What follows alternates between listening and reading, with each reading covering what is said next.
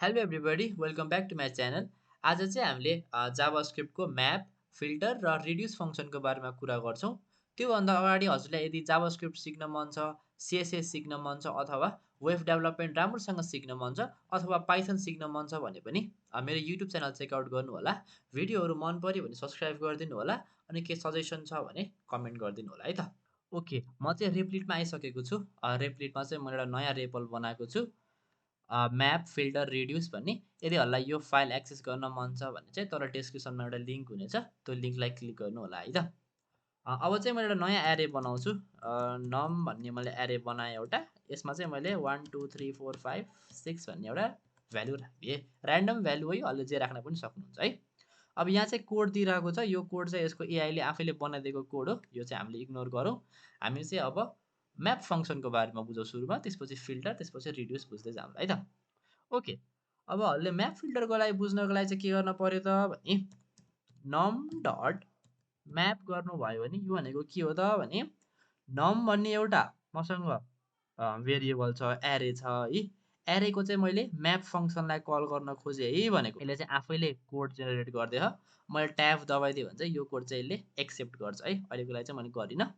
Okay, मैले map फङ्सनलाई यसरी call गरेँ। अब म्याप फङ्सनभित्र चाहिँ मैले एउटा नयाँ फङ्सन बनाउन मिल्छ। म यसरी एरो फङ्सन बनाइदिएँ अनि त्यसपछि यो एरो फङ्सनमा चाहिँ मैले केही प्यारामिटर दिन मिल्छ है। अब केही प्यारामिटरमा चाहिँ मैले चाहिँ भ्याल भन्ने प्यारामिटर दिएँ। अब यो भ्यालमा चाहिँ भ्यालु कहाँबाट आउँछ त भने माथि एरेबाट भ्यालु आउँछ। मैले यसमा कन्सोल डट लग भ्याल गरेँ भने के आउँछ त भने अब हरेक एकुन्टा भ्यालु चाहिँ यसले प्रिन्ट गरिदिन्छ।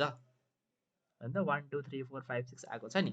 यो कसरी भएको छ त भने यसले सुरुमा 1 लिग्यो, भ्यालमा 1 आउँछ अनि 1 प्रिन्ट गर्यो, त्यसपछि 2 3 4 5 गर्दै एउटा लुपमा यसले रन गरिरहेको छ नि त, काम गरिरहेको छ नि त लुपमा होइन। यसरी चाहिँ हाम्रो म्याप फङ्सनले काम गर्छ। अब यो म्याप फङ्सनको काम खासमा के हो त भने कुनै पनि एउटा एरेलाई लिएर त्यसलाई हामीले केही चेन्ज गरेर नयाँ एरेमा चेन्ज गर्न पर्ने छ। यसै कस्तो छ अरे त भने यो हामीसँग एउटा एरे छ होइन, यसरी छ। यसलाई चाहिँ मैले के गर्न पर्यो भने हरेक नम्बरमा चाहिँ मैले 10 एड गरिदिन पर्यो कि। भन्नु खोजेको 1 + 10 11, 2 + 10 12, 3 + 10 13 गर्दै यसरी चाहिँ मलाई नयाँ एरे बनाउन पर्ने छ अरे। यसको लागि चाहिँ मैले के गर्न सक्छु त भने म्याप फङ्सन युज गरेँ यसरी। यसपछि यहाँ चाहिँ मैले रिटर्न गरिदिएँ। के रिटर्न गरिदिएँ त भने भ्यालमा चाहिँ मैले 10 भ्यालु थपेर रिटर्न गरिदिएँ होइन। मैले रिटर्न त गरिदिएँ यसरी, तर यसलाई राख्ने चाहिँ कता त भने एउटा नयाँ भेरिएबल बनाऊँ। अब लेट गरौँ, न्यू भ्याल इक्वल्स अथवा न्यू नम्बर लेखौँ, राम्रोसँग बुझिन्छ। न्यू नम्बर इक्वल्स के गर्यौँ त भने म्याप गऱ्यौँ। केलाई म्याप गऱ्यौँ? यसलाई म्याप गऱ्यौँ। म्याप चाहिँ हामीले केमा गऱ्यौँ त भने रिटर्न गरेर भ्यालु के पठाइदिउँ, चेन्ज गरेर भ्यालु पठाइदिउँ हामीले होइन। अब मैले यसमा चाहिँ कन्सोल डट लग गरेँ। के गरेँ त भने न्यू अन्डरस्कोर नमलाई चाहिँ मैले रन गरेँ भने अब यसरी लेखेर यहाँ त 11 12 13 14 15 16 आयो नि। भने चाहिँ के भयो, यो हाम्रो जुन इनिसियल नम्बर थियो त्यसमा चाहिँ यसले 10 भ्यालु थपेर पठाइदियो। यसरी चाहिँ मैले म्याप फङ्सनलाई युज गर्न मिल्छ है। अनि हजुरले अर्को कुरा के ख्याल गर्नु त भने यो म्याप फङ्सनले चाहिँ हामीसँग जुन इनिसियल एरे थियो नि, यो एरे यसलाई चाहिँ केही पनि चेन्ज गर्दैन है। मैले चाहिँ यसमा ले चाहिँ नम भनेर मैले यसरी दुईवटा प्रिन्ट गरेँ। यो एउटा न्यू नम, यसपछि नम मात्र प्रिन्ट गरेँ। अब यसलाई रन गरेँ भने चाहिँ हेर्नु त पहिलाको यो नमलाई केही पनि चेन्ज गरेको छैन, जस्ट नयाँ जुन नयाँ एरे बनाएको थियौँ नि, नयाँ एरेलाई चाहिँ यसले चेन्ज गरेको छ यसरी है त। अनि मैले यसमा चाहिँ अरू एक्स्ट्रा प्यारामिटर पनि एड गर्न मिल्छ है। जस्तो मैले इन्डेक्स पनि एड गर्न मिल्छ। मैले इन्डेक्स गरेँ भने चाहिँ यसले चाहिँ मैले कन्सोल डट लग गरेँ अनि इन्डेक्सलाई मैले लग गरेँ भने के हुन्छ भने हरेक भ्यालुको चाहिँ इन्डेक्सहरू यसले लग गरिदिन्छ। यो 0 1 2 3 4 5 गर्दै यसरी इन्डेक्सहरू लग गरिदिन्छ नि त। 0 1 2 3 4 5 गर्दै आएको छ नि, यो भनेको इन्डेक्स है। अब यसमा मैले भ्याल र इन्डेक्स गर्थेँ भने चाहिँ राम्रोसँग बुझिन्थ्यो होला। भ्याल र इन्डेक्स यसरी मैले यसलाई प्रिन्ट गरेँ भने चाहिँ अब हेरौँ त होइन त 1 0 मा परेको छ, 2 1 मा परेको छ, 3 2 मा यसरी परेको छ नि त। यो त 0 इन्डेक्स हो, 1 इन्डेक्स 2 यस्तो गर्दै गर्दै जान्छ। यसमा चाहिँ मैले अर्को पनि पास गर्न मिल्छ एरे भनेर। एरे भनेर यसरी एआरआर लेखिदिएँ मैले। यसले चाहिँ के गर्छ त भने यसको इनिसियल एरे जुन छ नि हाम्रो यसलाई चाहिँ रिटर्न गर्ने काम गर्छ। यो चाहिँ मैले रन गरिनँ, जस्ट गर्न चाहिँ मिल्छ। त्यति कुरा चाहिँ हामीले ख्याल गर्नु होला है। ओके, यो भयो हाम्रो म्याप फङ्सनको बारेमा। यसलाई चाहिँ मैले माथि यहाँ लेखिदिन्छु। यसलाई माथि लेखिदिएँ मैले म्याप फङ्सन भनेर, यो कमेन्ट हो है। ओके, अब चाहिँ हामीले हेरौँ फिल्टरको बारेमा। फिल्टर फङ्सन है त। अब यो फिल्टरले चाहिँ के गर्छ त भने केही कुराहरू चाहिँ फिल्टर गरिदिन्छ कि यसले आफैले लेखिदियो यहाँ हेर्नु त, यसले आफैले लेखिदिइरहेको छ है। यो चाहिँ अहिले नयाँ एड गरेको कुराहरू चाहिँ राम्रो रहेछ, मलाई चाहिँ राम्रो लाग्यो। यसको लागि चाहिँ मैले यसैलाई नै युज गरेँ। यसलाई नै कपी गरेँ मैले अनि यहाँ तलतिर नै पेस्ट गरिदिएँ। जस यसलाई चाहिँ माथिलाई सबैलाई कमेन्ट गरिदिन्छु त्यही भएर है। ओके, यसलाई माथि लगिदिउँ, अल्ट एरो गरिदिएर माथि जान्छ अनि हल्का ग्याप राखिदिन्छु जस बुझ्नको लागि। यो चाहिँ यो चाहिँ हामीले फिल्टर फङ्सन युज गरेर फिल्टर मेथड भन्दा पनि भयो। ओके, मसँग चाहिँ एउटा अघिकै नम्बर छ। यसलाई चाहिँ मैले के गर्न मन लाग्यो त भने एउटा कुनै नयाँ एरे बनाउन मन लाग्यो जुनको भ्यालु चाहिँ के होस् त भने यो 3 को छ नि, यो 3 भन्दा बढी होस् कि 4 5 6 मात्रै भ्यालु चाहियो। अथवा मलाई यस्तो नम्बर चाहियो जुन चाहिँ इभन मात्रै छ भन्ने चाहियो।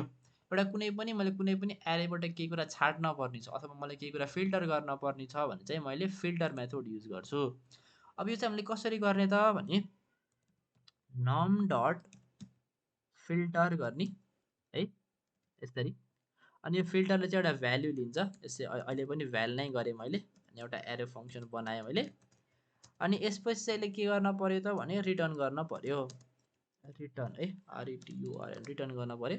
के रिटर्न गर्न पर्यो त भने भ्याल्यु ग्रेटर देन 3, 3 भन्दा जुन भ्यालु ठुलो छ नि त्यसलाई चाहिँ रिटर्न गरिदिए है भनेको। अब मैले यसलाई स्टोर गर्नु पर्यो कतै, स्टोर गर्नको लागि चाहिँ मैले यसै न्यू नम भन्ने एउटा नयाँ भेरिएबल बनाएँ। यो भनेको चाहिँ हाम्रो एरे हो।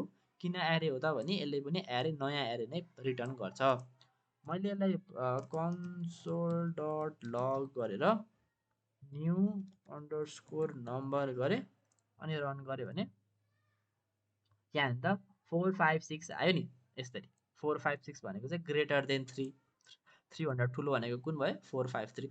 यसमा चाहिँ मैले greater than or equal to गर्थ्यो भने चाहिँ 3 पनि इन्क्लुड हुन्थ्यो। अब यसलाई रन गऱ्यो भने 3 4 5 6 यसरी आउने भयो। अब मलाई चाहिँ यसको अब के चाहियो अरे त भने यसको चाहिँ मलाई इभन नम्बर मात्र चाहियो भने के गर्न मिल्छ त भने मैले इफ कन्डिसन लाउन मिल्छ। इफ भ्याल मोडुलस 2 इक्वल्स 0 है, यदि रिमाइन्डर 0 छ भने चाहिँ के गर त भने रिटर्न गर। के रिटर्न गर? भ्याललाई रिटर्न गर। त्यसरी चाहिँ मैले इभन नम्बर मात्रै छ भने गर्न मिल्यो।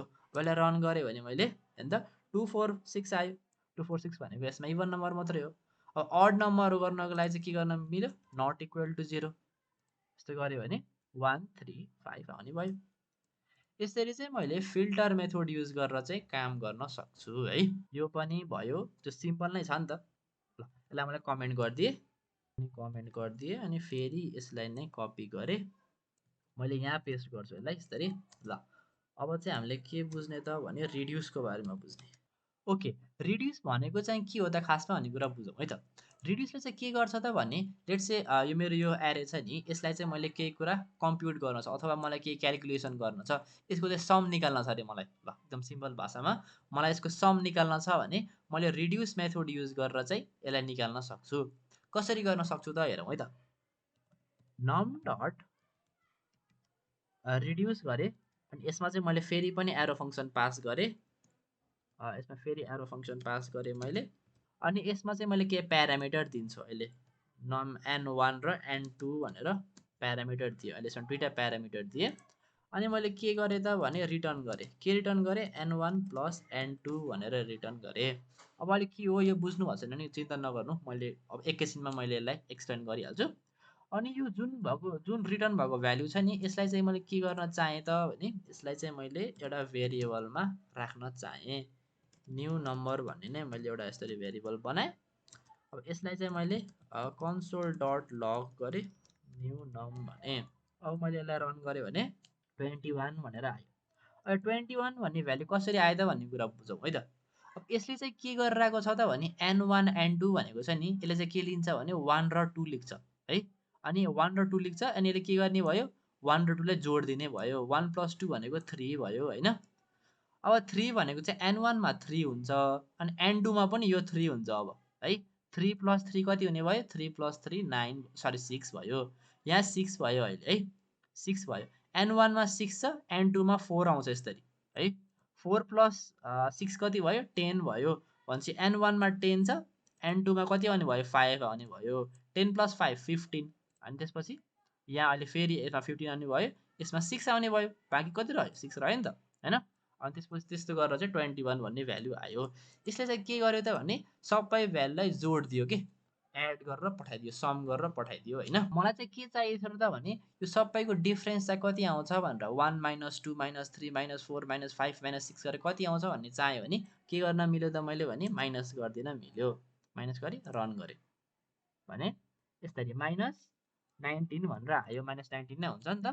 -3 -3 भनेको -6 -6 -4 -10 माइनस यसरी गर्दै गर्दै आउँदाखेरि यो -19 आउँछ हैन। जस आफैले गर्न सक्नुहुन्छ यो त।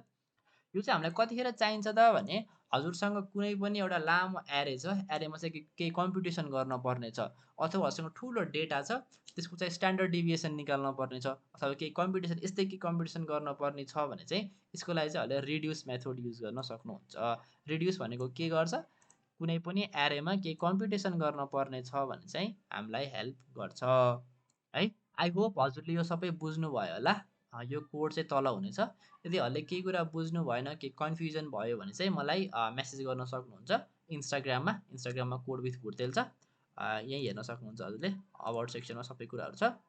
मेरो इन्स्टाग्राम टिकटक फेसबुक सबै कुरा यहीँ छ।हरूले फलो गर्न सक्नुहुन्छ मलाई। यदि भिडियोहरू मन परिरहेको छ भने लाइक गर्न सक्नुहुन्छ च्यानल सब्सक्राइब गर्न सक्नुहुन्छ।